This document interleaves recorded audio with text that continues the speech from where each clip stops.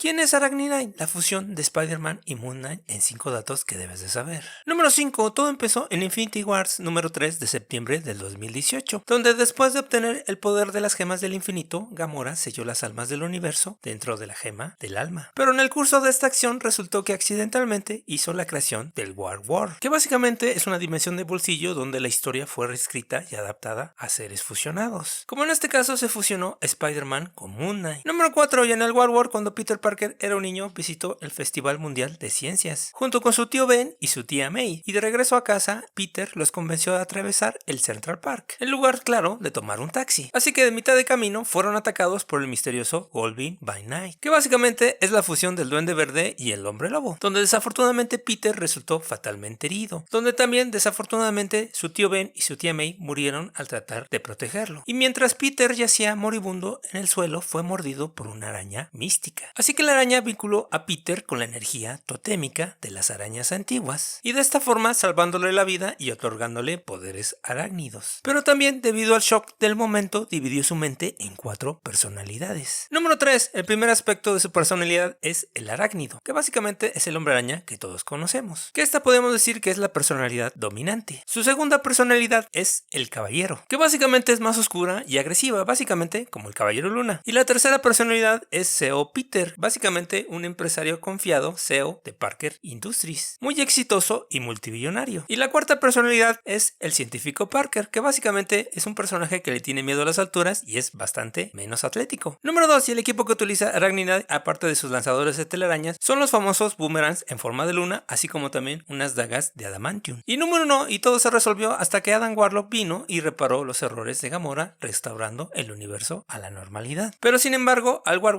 le permitió continuar existiendo dentro de una faceta de la gema del alma, para que de esa forma las nuevas formas de vida que resultaron de su creación no dejaran de existir.